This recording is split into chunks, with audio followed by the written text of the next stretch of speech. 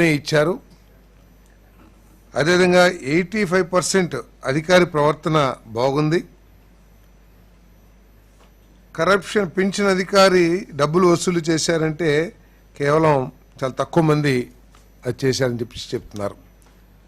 అధికారి ప్రవర్తన మీద అది కూడా ముఖ్యమంత్రి గారు రివ్యూ చేశారు ప్రవర్తన గురించి. అది కొన్నిసార్లు లబ్ధిదారుల ప్రవర్తన కానివ్వండి, లేదా కొంతమంది ఉద్దేశపూర్వకంగా రాజకీయంగా ఆలోచించి అక్కడ అధికారితో కొంత ఇబ్బందికర వాతావరణం రావటం కానీ ఇవన్నీ కూడా ఉంటాయని చెప్పేసి అధికారులు చెప్పడం జరిగింది. ఏదేమైనా కూడా లబ్ధిదారుల ప్రవర్తన ఏ విధంగా ఉన్నా వారిని ప్యాసిఫై చేసి వారిని సంతృప్తి పరచడం మన అధికారుల బాధ్యత. దీన్ని ఇంకా ఇంప్రూవ్ చేయండి అని చెప్పేసి మరి ముఖ్యమంత్రి గారు చెప్పడం జరిగిందని చెప్పేసి మనం చేస్తాం. ఇటువంటి రివ్యూ రెవెన్యూ సర్వీసెస్కు సంబంధించి,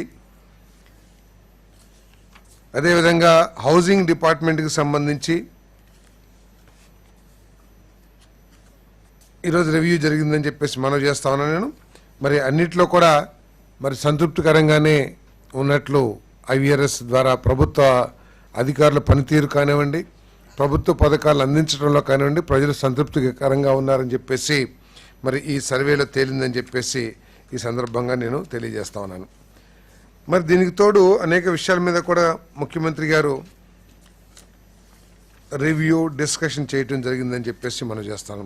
ముఖ్యంగా నిన్న కురిసిన అధిక వర్షాలు ఏదైతే ఉందో అందరు కలెక్టర్లతో కూడా మాట్లాడి జిల్లాల్లో పరిస్థితి, వర్షపాతం, రైతుల ఇబ్బందులు, నష్టం ఇవన్నిటిని మీద కూడా రివ్యూ చేయటం జరిగిందని చెప్పేసి నేను ఈ సందర్భంగా మనం చేస్తాను. మరి మనం చూసాం కొన్ని ఛానల్స్లో ఏదో ధాన్యం కొనట్లేదు, ధాన్యం రైతులు బాగా ఇబ్బంది పడుతున్నారు అని.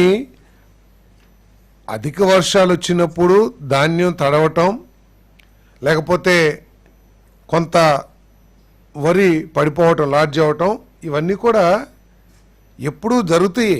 ఎందుకంటే పెద్ద హెవీ గేల్ వచ్చి పెద్ద వర్షపాతం సడన్గా వచ్చినప్పుడు ఇటువంటి నష్టాలు జరుగుతాయి. కానీ ఇటువంటి నష్టాలకి ప్రభుత్వం ఏ విధంగా స్పందించింది అనేది ఇక్కడ ఆలోచించాల్సిన విషయం అని చెప్పేసి మనం చేస్తాం. మీరు వర్షం రాగానే వెళ్ళి గద్దలాగా వాలిపోయి ఏదో ప్రభుత్వం ఏదో చేయట్లేదు, లేకపోతే చాలా నష్టపోయారు అనే పరిస్థితిని సృష్టించడానికి, అనే భావన కల్పించడానికి ప్రయత్నం చేయటం దిగజారుడు